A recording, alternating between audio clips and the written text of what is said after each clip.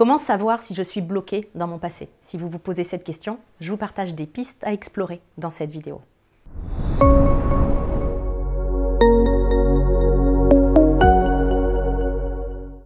Bonjour et bienvenue dans cette vidéo, mon nom est Nathalie Martin, je suis coach en éveil de conscience et depuis 2013, je vous accompagne pour que vous puissiez créer une vie qui vous fait vraiment vibrer, qui a du sens pour vous, une vie que vous prenez tout simplement plaisir à vivre. Pour goûter et pour découvrir ma méthode de coaching, j'ai créé pour vous le guide 10 conseils pour une vie heureuse. Vous allez pouvoir le télécharger entièrement gratuitement en cliquant sur la description qui accompagne cette vidéo. Comment savoir si je suis bloquée dans mon passé? Si vous vous posez cette question, je vais vous donner des points à valider, un peu comme une checklist pour vous donner des indices qui vous montreront si vous êtes bloqué ou non dans votre passé.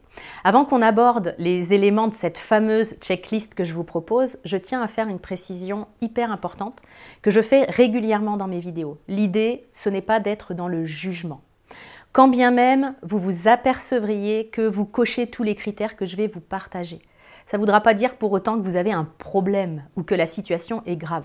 Ça voudra simplement dire qu'effectivement, vous avez de fortes chances d'être bloqué dans votre passé, mais que si vous voulez changer, si vous voulez avancer et vous détacher de votre passé, vous avez toute la capacité de le faire. Il n'y a jamais de fatalité. On peut tout changer à partir du moment où on en prend la décision. Cette précision importante est en fait, passons maintenant aux indices qui peuvent vous montrer que vous êtes bloqué dans le passé. Lorsque vous allez m'entendre vous parler de ces indices, pour vous assurer qu'ils vous concernent ou non, je vous invite à ne pas chercher la réponse dans votre tête, mais à chercher la réponse dans votre vie, dans votre quotidien. Ce que je veux dire par là, c'est qu'il y a ce qu'on se raconte et il y a ce que notre vie démontre et parfois il y a un grand écart entre les deux. Je peux très bien avoir l'impression que je ne suis pas du tout bloquée dans mon passé, qu'il est complètement apaisé, je peux me raconter ça et en même temps, ma vie peut très bien être la démonstration concrète du contraire. Et lorsqu'il y a un écart entre ce que je me raconte et ce que ma vie démontre, clairement, c'est ma vie qui parle juste. C'est ma vie qui a raison. Donc ce que je vais vous proposer maintenant, tout simplement, c'est d'observer votre vie, d'observer votre quotidien. Commencez par regarder vos pensées. Nous avons énormément de pensées chaque jour. La plupart de nos pensées sont identiques aux pensées de la veille. Observez donc simplement vos pensées et constatez si elles sont plutôt orientées vers votre passé, vers des ruminations de choses que vous n'avez pas digérées, ou si elles sont plutôt orientées vers votre présent ou vers votre futur. Observez également votre quotidien, vos habitudes, vos comportements. Est-ce que vos habitudes ont changé ces dernières années pour s'adapter tout simplement à votre vie, à qui vous êtes maintenant, au changement et à votre désir d'évolution, ou est-ce que vous restez bloqué dans des habitudes, dans des attitudes qui sont plutôt liées à votre passé, juste en mode « j'ai toujours fait comme ça » ou « j'ai toujours été comme ça ». Troisième indice, regardez vos relations. Est-ce qu'elles ont évolué ces dernières années? Est-ce que vous continuez à voir des gens pour la simple et bonne raison qu'ils font partie de votre vie depuis longtemps?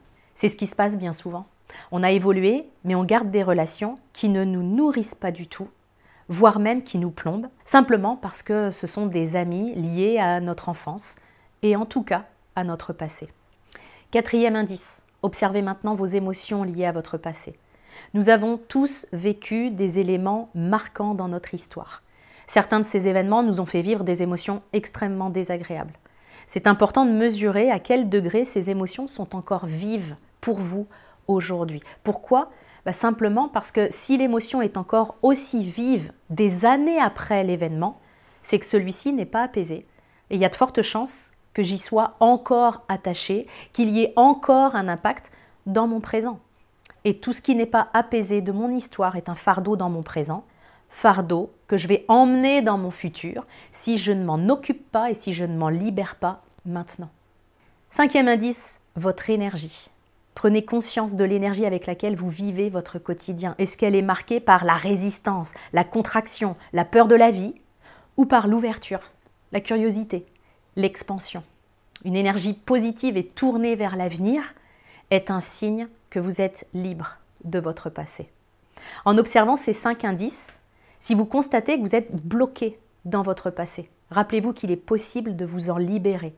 La première étape consiste à reconnaître ces signes et à choisir consciemment de s'engager dans un parcours de libération et de croissance personnelle. Un parcours que nous pouvons très bien faire ensemble à l'intérieur d'un de mes programmes de coaching. Donc n'hésitez pas à consulter la description qui accompagne cette vidéo pour en savoir plus sur la manière dont je peux vous aider concrètement.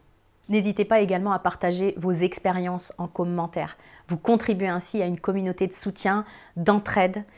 Et évidemment, je vous invite à liker, partager cette vidéo si elle vous a été utile pour qu'elle puisse être utile à d'autres personnes également. À très bientôt pour une nouvelle vidéo.